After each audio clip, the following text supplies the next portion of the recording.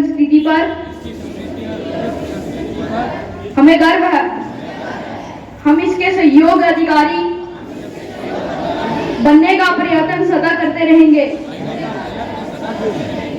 Teachers, enrollment, principal sir, teachers, and all my dear friends. Good morning to everyone. I am Subrat Bali, standing in front of you to ask some GK question, and I have you will give me the correct answer. My first question is: which ocean is the largest ocean in the world? Right answer. Who painted the Mona Lisa? I repeat my question. Who painted the Mona Lisa? Right answer. Which country is known as the land of rising sun? Right answer. Which country is known as the land of midnight sun? Right answer. So my last question is: which is the highest dam of India? Right answer. Thank you. नहीं दोस्तों मैं जिंदगी देखी है। Next Principal sir, teachers and all my dear brothers and sisters. A very warm good morning to all of you. Myself, Francis Savi, is standing in front of you to tell you what is that meaning is having or showing understanding and the ability to make judgments.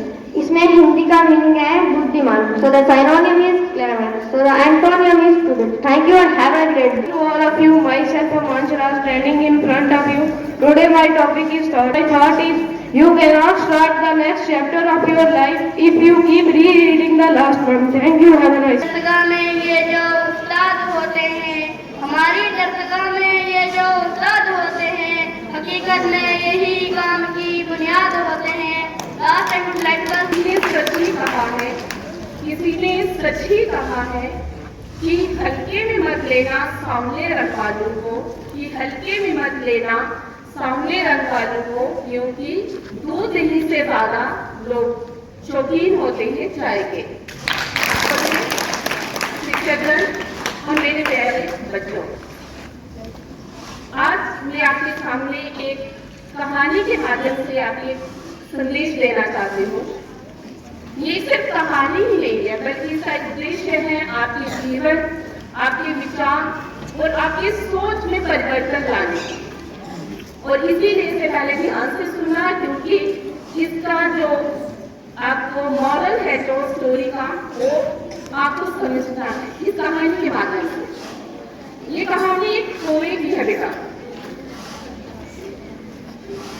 एक जंगल में बहुत से पक्षी रहते हैं, उनमें से एक कौवा होता है जो एक पेड़ पर रहता है।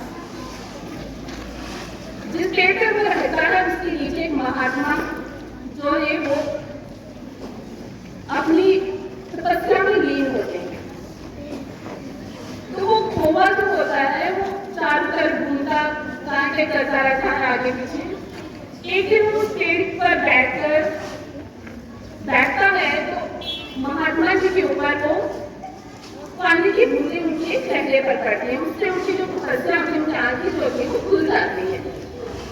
वो देखते हैं आगे पीछे अपने, उनको कुछ नजर नहीं आता। जब वो ऊपर की तरफ देखते हैं तो देखते हैं पेड़ के ऊपर एक कौवा बैठा हुआ रो रहा।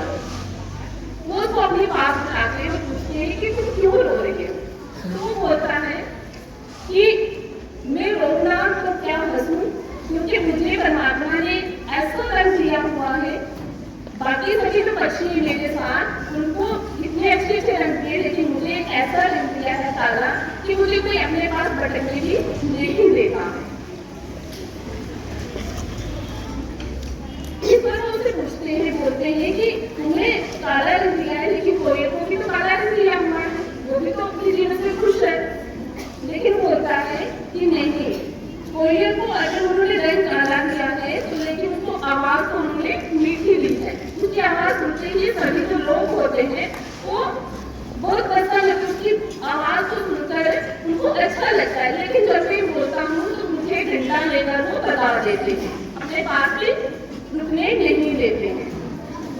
बुलाते तभी है जब श्राप वगैरह या कुछ ऐसा होता है जब उनको मेरी जरूरत होती है, क्योंकि पूर्वज हमारे बड़े होते हैं हमारे परिवार के, तो उनके लिए कि वो हम उनमें उनको भोजन देंगे तो हमारे पूर्वजों को मिलेगा।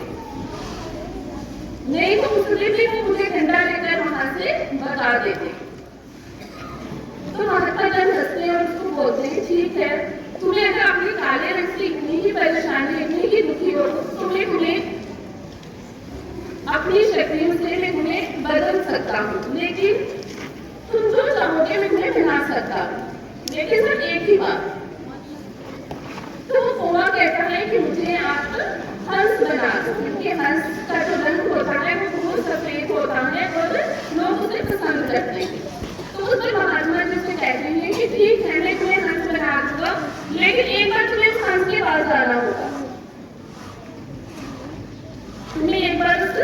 के पास जाना होगा।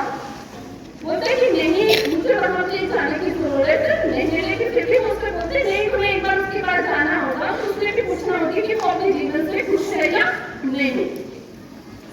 वो मान लेकर की बात को, महात्मा की बात को मान लेकर और उस हंस के पास चला जाता है। हंस के पास जाते ही उससे कहता है हंस भाई और सुनाओ तुम कैसे हो, तुम तो बहुत सुंदर हो, तुम्हें लोग पसंद करते हैं, तुम सब पानी में तैरते रहते हो, चलते जाते हो तुम। तो उस पर वो जो हंस है वो उससे बोलता है कि तुम अपनी बकवास बंद करो, तुम अपनी बकवास बंद करो, तुमने बहुत कुछ बोल दिया मेरे लिए, ठीक है, ये मुझे ही पता है कि मैं कैसा हूँ, मैं कैसा अपना जीवन व्यतीत करता हूँ यहाँ पर इस पानी में। मुझसे तो तुम ही अच्छे हो जो अपनी इच्छा से उड़ सकते हो, बूझ सकते हो, लेकिन मैं तो ना, लोग मुझे आते हैं सिर्फ मेरी तस्वीरें खींचते हैं मेरे पास आकर और जब मेरी जरूरत को अच्छा लगा के उनको उड़ाते हैं ताकि वो मेरे साथ अपनी तस्वीरें खींच सके। बाकी उन्हें मैं पसंद नहीं हूँ, इस पानी में तैरते तैरते थक गया हूँ, इसे मुझे मर जाना ही अच्छा है। वो कहते तुम इतने दुखी हो, वापस वहां से चला जाता है उन्हीं महात्मा के पास। तो महात्मा जी से कहता है कि महात्मा जी ये हंस तो मेरे से भी बहुत दुखी है, तो मुझे कुछ आप और बना दो, मुझे आप तोता बना दो। महात्मा जी कहते हैं कि मैं तुम्हें तोता तो बना दूंगा, लेकिन तुम्हें एक बार तोते के पास भी जाना पड़ेगा, उससे भी पूछना पड़ेगा उसके जीवन के बारे में। तो वो कहता है कि ठीक है मैं चलता हूँ, एक बार उससे भी पूछ लेता हूँ। वो जाता है तोते के पास, पेड़ के आगे पीछे घूमता रहता है, लेकिन उसको तोते दिखाई नहीं देते। इतने में तोता बाहर आके बोलता है कि कौन है वो हमारे पेड़ के आगे पीछे, हमारे आश्रय के आगे पीछे घूम रहा है, तुम कौन हो? तो कहता है मैं कौन हूँ? बोलता मैं कौवा हूँ कि तुमसे मिलने आया हूँ, तुमसे बात करनी है। तो वो तोता कहता है, तोते से कहते हैं तुम कितने सुंदर हो, तुम्हें परमात्मा ने इतना अच्छा रंग दिया है, हरा रंग दिया है तुम्हें, तुम अपनी इच्छा से घूम सकते हो, तुम्हें इतनी अच्छी सोच दी हुई है, तुम्हें लोग बहुत पसंद करते हैं और अपने पास रखते हैं। इतने भी तोता भी गुस्सा होता है, उससे बोलते ये भी कोई रंग है, तुम इतने चक्कर हमारे पेड़ के आगे पीछे लगा चुके हो पर तुम्हें हमें नजर नहीं आए, क्योंकि यहाँ पे बहुत से बैठे हुए तोते, तुम्हें एक ही तोता वहाँ पे नजर नहीं आया। बच्चों के साथ हमारा रंग भी मिल जाता है, हमें कोई पहचान ही नहीं सकता।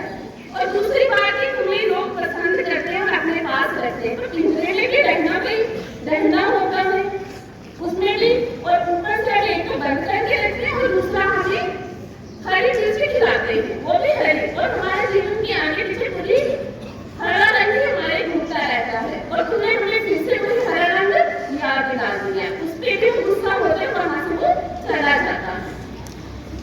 दोबारा महात्मा जी के पास आता है तो महात्मा जी से कहता है कि महात्मा जी अब ये तोता जो है ये भी बहुत दुखी है, ये भी अपने जीवन से बहुत तंग है।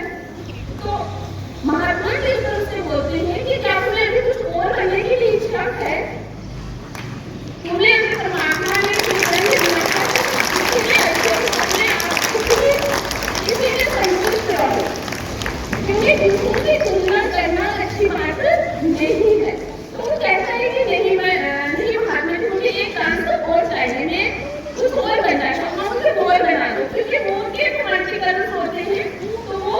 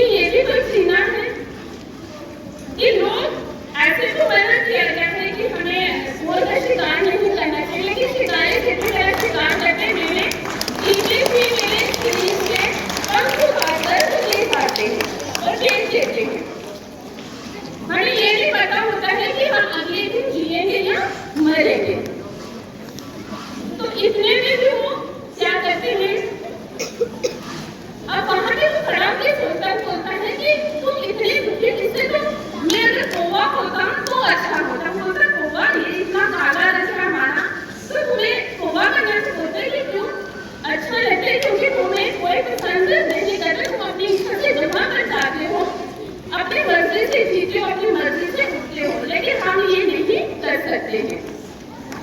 तुम ही सर्वश्रेष्ठ हो, तुम ही अपने इतने लोग सोचता है भगवान कि देखो मैं कितना रंगीन हूँ, कितना अच्छा मिला है, सरकार कुछ लोग पसंद करते, कितनी ही अपने जीवन से खुशी है।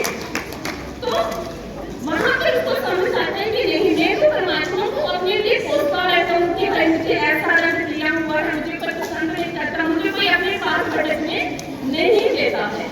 तो इतने में वो वापस में महात्मा जी के पास जाता है और महात्मा जी की चरणों